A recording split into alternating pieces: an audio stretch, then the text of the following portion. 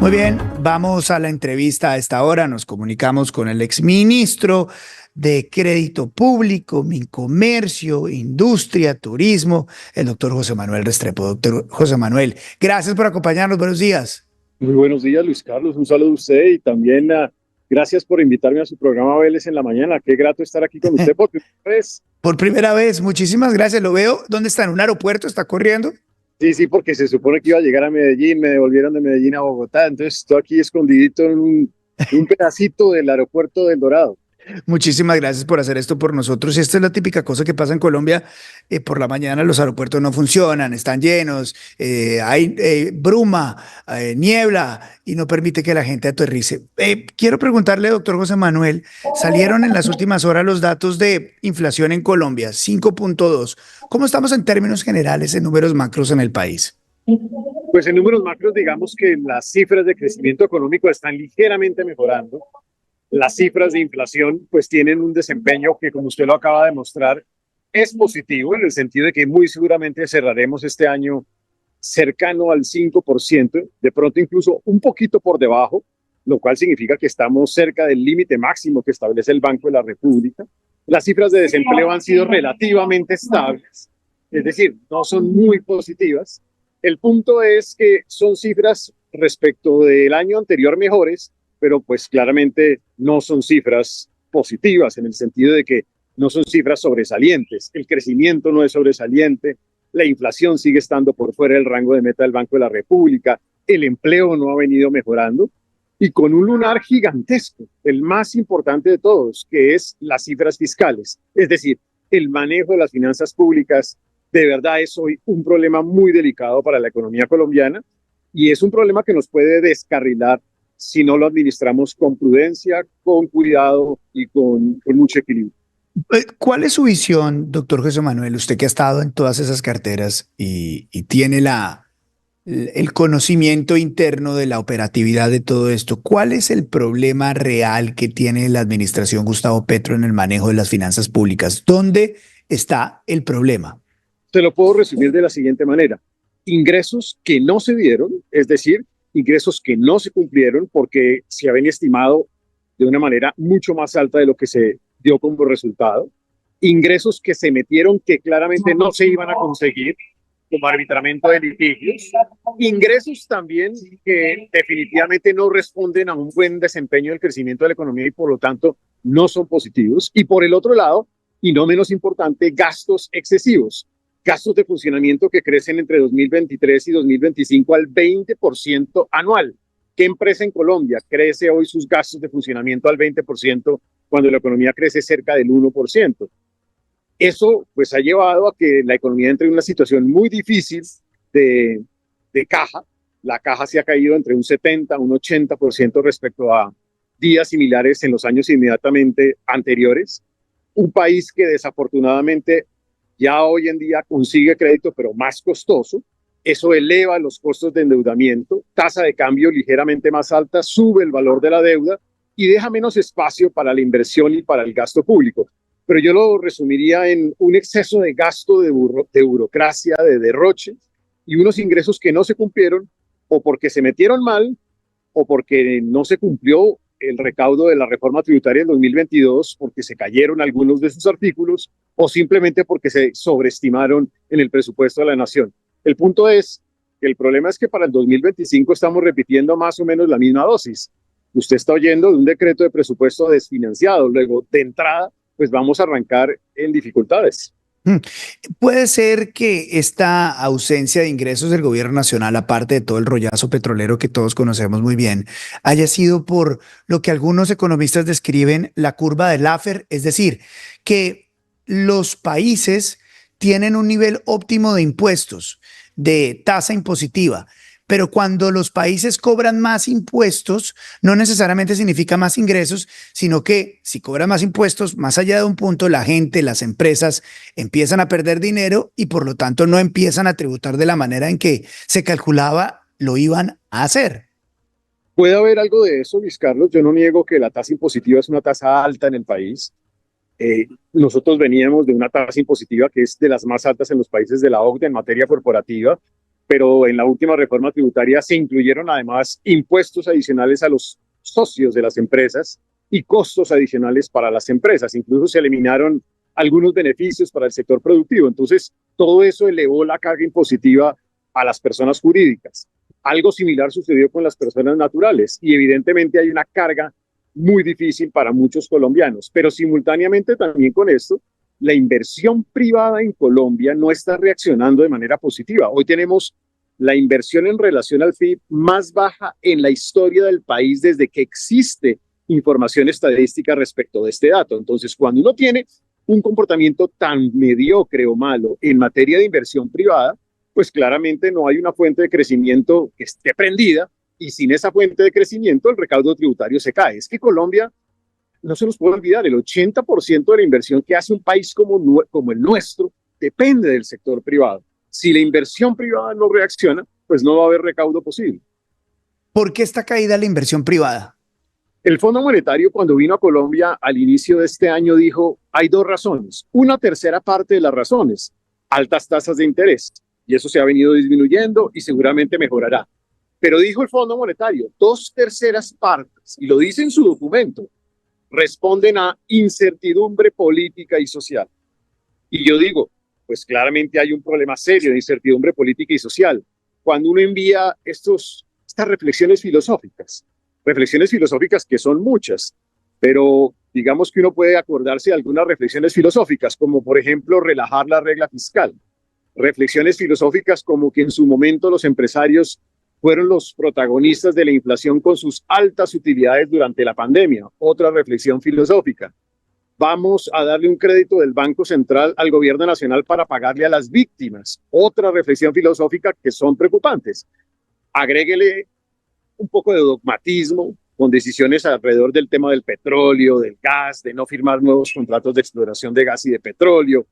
Agréguele también errores no forzados, como por ejemplo poner en entredicho las vigencias futuras, que son las que definen las APPs y las concesiones. Entonces, por donde se le vea, hay errores de esta naturaleza que generan incertidumbre política y social. Súmele las reformas, entre otros temas. Lo que estoy entendiendo entonces es que Colombia registra unos números mediocres de crecimiento ligeramente mejores a los del año pasado concedido, en términos de desempleo mediocres, ligeramente superiores a los del año pasado también, mejores, bien, pero lo que está pasando en Colombia es que nadie le está apostando al futuro, muy pocas personas le están apostando al futuro en términos de inversión y demás, sino que estamos haciendo lo justo para sobrevivir. ¿Esa es una descripción que se aplica a la realidad? Absolutamente precisa, y no solamente pasa en economía. Piense usted, el problema que vamos a tener desde el próximo año y los siguientes en materia de escasez de gas. Nadie está pensando en largo plazo en materia de extracción de gas. Lo que va a suceder con los servicios públicos. Nadie está pensando a largo plazo con esto. Lo que está sucediendo con Ecopetrol y con el sector petrolero. Nadie está pensando a largo plazo. Lo que está sucediendo en inseguridad. Nadie está pensando a largo plazo. Es decir, aquí hay una concentración en el hoy, en el mañana, en la hora siguiente, pero muy poca reflexión sobre el futuro del país. Y el futuro del país va a enfrentar desafíos gigantescos. ¿Cuál va a ser la gran fuente de crecimiento del país de largo plazo? ¿Cómo vamos a enfrentar la escasez de gas de los próximos 4 años? ¿Cómo vamos a lograr que Ecopetrol recupere el valor patrimonial que está perdido en casi un 50%? ¿Cómo vamos a lograr que Colombia sea un escenario donde haya seguridad física, donde haya confianza por parte de la gente, de los ciudadanos, de los empresarios? Entonces las reflexiones de largo plazo se quedaron en el vacío y la supuesta reflexión también que era de largo plazo, de que vamos a acabar con la inequidad, de que los problemas sociales se van a atender, también se está desvirtuando, porque usted, por ejemplo, ve lo que sucede hoy en el sector de educación. Entonces ve problemas incluso en materia de equidad. Yo creo firmemente que en este país definitivamente tenemos que estar urgentemente reflexionando sobre el largo plazo ya en este momento. Ahora, el problema de la reflexión sobre el largo plazo, y es que todos pensaríamos que sí, que doctor José Manuel, la gente está sintiendo todo lo que usted dice todo lo que estamos reportando todos los días, los escándalos de corrupción, los problemas económicos, el desastre, etcétera. Todos entenderíamos que lo estamos viviendo. Pero hay gente que dice, ojo, que tal vez la estrategia del gobierno de no ejecutar presupuesto a la altura que debería estar ejecutando, es porque está haciendo caja para el próximo año y medio sacar esa plata y inundar el país de beneficios, de programas sociales, que va a hacer que la gente menos favorecida vote pensando en Gustavo Petro como la solución de todos esos problemas. Esa es una realidad, ese es un riesgo, un peligro, algo que puede ocurrir. Yo, Luis Carlos, no vería eso. Creo que siempre ha existido esa circunstancia en el Estado en donde hay algunas fiducias que recogen parte del presupuesto nacional y que se termina ejecutando en los años siguientes porque los programas o proyectos necesitan vigencias de otros años. Pero como tal, yo sí veo que el gobierno tiene un problema muy serio en materia de caja. Y el problema serio en materia de caja es porque yo me monto en un puesto muy alto, con unos ingresos muy bajitos, y evidentemente la única posible reacción cuando uno se enfrenta a esa realidad es que toca controlar o congelar gasto o inversión pública. Y eso está llevando a que el gobierno ejecute también muy poco. Lo que puede haber en caja es lo que habría en cualquier gobierno normalmente a través del uso de fiducias. Lo que pasa es que el gobierno sí está en un problema serio de escasez de caja. Si tiene poca caja el gobierno, eh, la pregunta es, ¿va a poder pagar con su deuda? Porque el presidente ha empezado a hablar, lo ha tirado por aquí y por allá, algo que es extremadamente grave, y es el default, la cesación de pagos. Lo ha nombrado un par de veces, nos ha comparado incluso con Grecia. Y eso es el peor escenario económico de una nación. ¿Eso Pues es a mí posible? podría ser posible porque de verdad estamos jugando en el límite. Yo no sé si usted se acuerda de un programa que se llamaba Mr. Magoo. Sí, Mr. claro. Magoo era un señor que tenía las gafas redonditas Sí, y no era muy bueno para manejar. sí, eh, y siempre manejaba como en el riesgo, en el límite. Yo sí. creo que somos como Mr. Magoo, manejando en el límite del precipicio. Y la verdad, hoy salió un dato que me sorprendió negativamente, y es que el déficit proyectado para el cierre de este año va a ser del orden de 5.2 a 5.3%, es decir, un punto más del PIB de Wow. lo que se tenía previsto hasta este momento en el plan financiero. Eso significa navegar al límite, porque ahí sí estaríamos al límite de cumplir o eventualmente incumplir regla fiscal. Yo creo que hay que tener muchísimo cuidado con el manejo.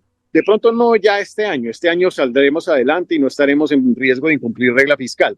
Me preocupa más el próximo año y sobre todo por el tema fiscal, porque si nos montamos en un presupuesto de 523 billones, que claramente no vamos a ser capaces de administrar, porque no va a haber la fuente suficiente de recursos para semejante nivel de tren de gasto público, pues ahí sí entraremos en una situación muy complicada. No me gusta, además, para serle franco, que el presidente haga referencia a un default. Y no me gusta porque me parece que puede ser un mensaje anticipatorio de lo que eventualmente pueda llegar a suceder. No quiero interpretarlo de esa manera. Quiero interpretarlo como un error del presidente y que simplemente se le fueron las luces o la lengua al hablar de un default. Pero que el presidente ya 2 o 3 veces haya hablado explícitamente de un default es un muy mal mensaje. Y creo Eh, que las calificadoras de riesgo están preocupadas con ese mensaje también. me asusta porque acabo de tener un déjà vu, doctor José Manuel, un déjà vu. A mí me encanta escuchar la radio argentina. La oigo hace años. Me encanta. Me siento escuchando radio argentina en la época de los Kirchner, cuando empezaba toda esta debacle económica a formarse como un huracán que uno ve al fondo en los mapas, que de pronto nos pega, de pronto, pero está el huracán y está viniendo. Y la apuesta ojalá es que no llegue algún día, pero me siento en esa Argentina de los Kirchner. ¿Usted se siente así también? Pues hay veces a mí me parece que cuando se empiezan a hablar de temas como por ejemplo ese del default, cuando se empieza a decir, sí, prestémosle desde el Banco Central una platica al gobierno para pagarle a las víctimas. ¿Para qué? Para crear dos déficits distintos, el déficit del banco y el déficit del gobierno. Me siento como entrando a la realidad argentina. Yo quisiera pensar que no es esa, sino que de pronto es la realidad de Colombia del 94 al 98, en donde con ese exceso de gasto público, pues la economía entra en una situación muy difícil, con inflación, altas tasas de interés y terminamos en la depresión o recesión del 99 y salimos adelante con un acuerdo con el Fondo Monetario Internacional. Ojalá sea esa o una mejor, no terminemos en la situación de Argentina, porque la situación de Argentina es absolutamente fatal para el manejo de las finanzas públicas y la economía de un país. Doctor José Manuel, déjeme preguntarle por lo político, porque sé que usted está corriendo con el vuelo y nos está ayudando hoy y le agradecemos mucho que No, nos tranquilo. converse. Panorama político.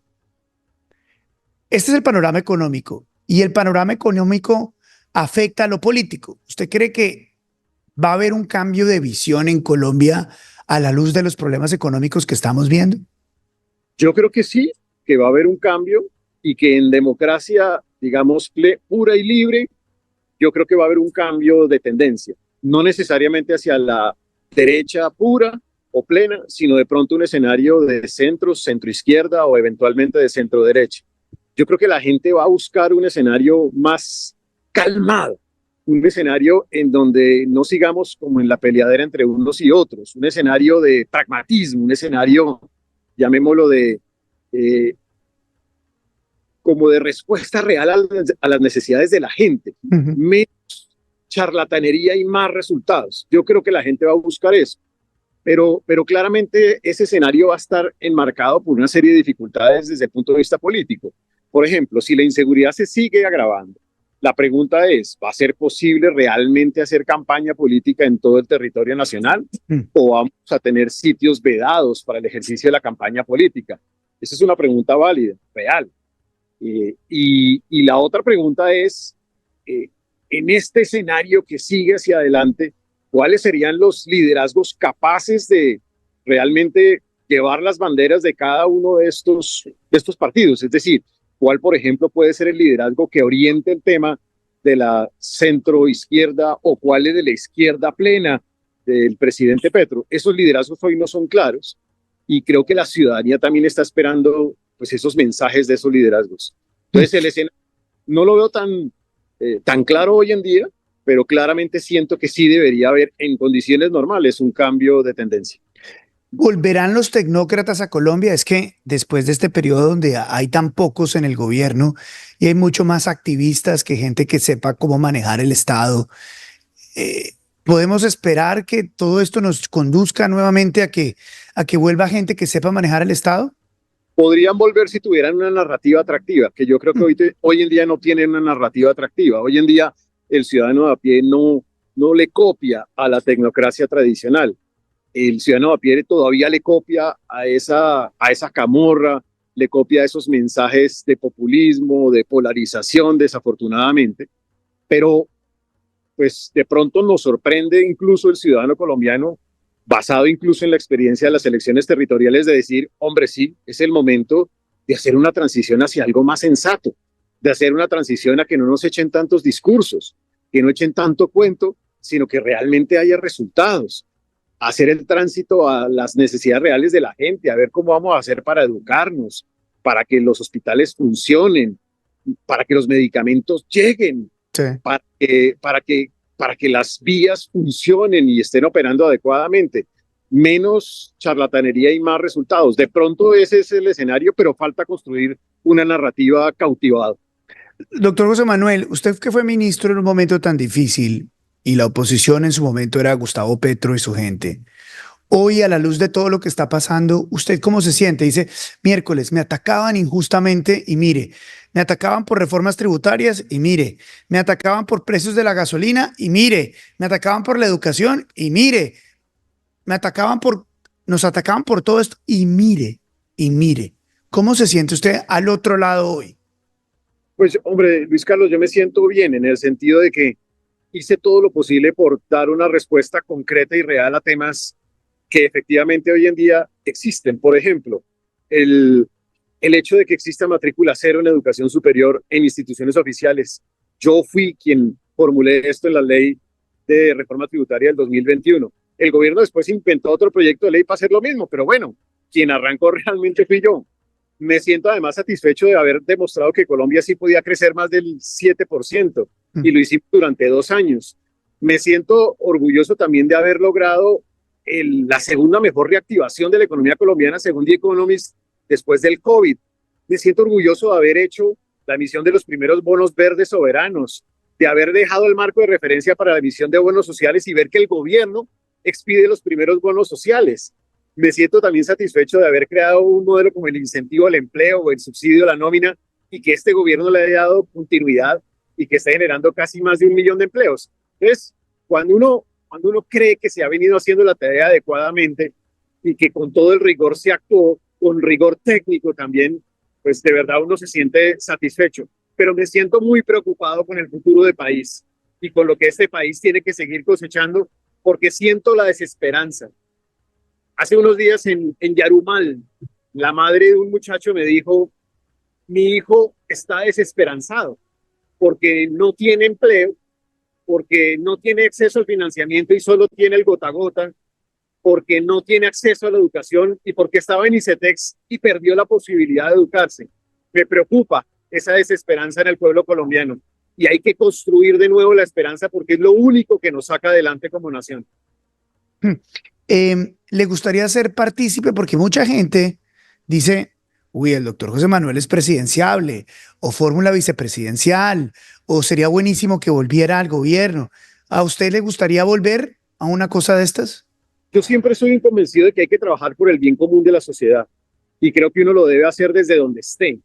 Mi principio en la vida ha sido el servicio. Estoy convencido de que quien no vino al mundo para servir no sirve para vivir. Y hoy lo hago desde la academia y genuinamente lo puedo hacer también en la construcción de ideas y de propuestas con aquellas personas que en mi opinión sean las más idóneas para ejercer ese cargo de dirección del país.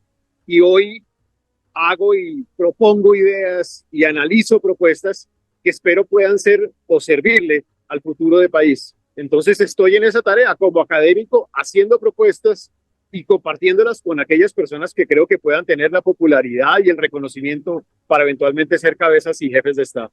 Una última pregunta, doctor José Manuel. En todo este escándalo de la UNGRD, en este escándalo con el doctor Bonilla, las grabaciones, todo lo que pasa, el presidente Gustavo Petro dice, esto que está ocurriendo, en una defensa que más pareció un ataque, esto que está ocurriendo ha venido pasando siempre. Lo que pasa es que en este gobierno, ahí sí se les dio por castigarnos y ver y ponerle una lupa a esto de los cupos indicativos, etcétera.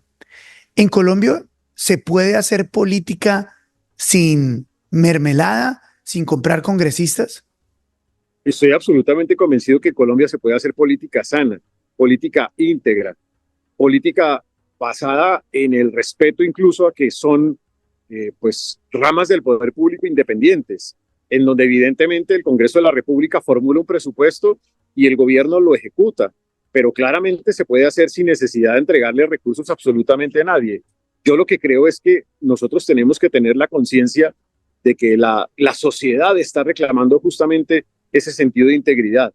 Y ese sentido de integridad es un camino a través del cual un país como el nuestro pues no termina malgastando recursos que pueden ser significativos y que podrían estar perfectamente dedicados a la educación, a la salud, a la cultura, entre otros temas. Es el doctor José Manuel Restrepo, camino a Medellín, en el aeropuerto, nos atiende. Yo sé que estuvo volando esta mañana para poder sentarse en esa esquinita y conversarnos. Le agradezco mucho, le mando un abrazo enorme, gracias. Muchas gracias, Luis Carlos, y qué bueno estar aquí. Vélez en la mañana, felicitaciones. Me encanta tenerlo, le mando un abrazo, exministro. Cuídese. Gracias. Y recuerda, suscríbete acá a mi canal de YouTube. Cuéntale a tu familia, a tus amigos que tenemos noticiero en tu bolsillo. Vélez por la mañana a las 7 de la mañana. Suscríbete.